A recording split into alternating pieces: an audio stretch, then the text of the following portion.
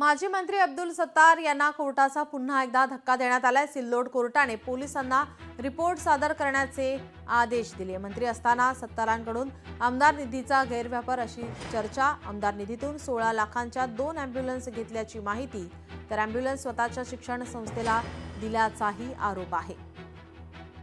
ही खरेदी नियमबाह्यरित्या केल्याचे निष्पन्न झाले असून कोणतीही शासकीय परवानगी न घेता या व्यवहाराला मंजुरी देण्यात आली आहे। सदर प्रकरणात आता सामाजिक कार्यकर्ते गणेश शंकरपल्ले यांनी तक्रार दाखल केली होती।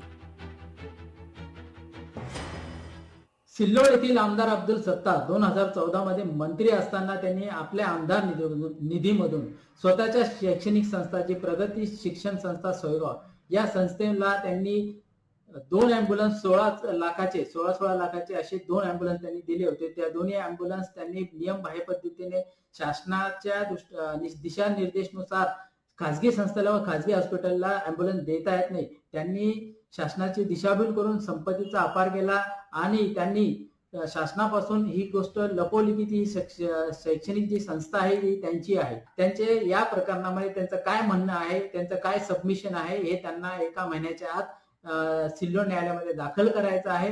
म्हणून न्यायालयाने दिनांक 1/11/2025 रोजी सिल्लोड पोलीस स्टेशनला नोटीस पाठवली आहे।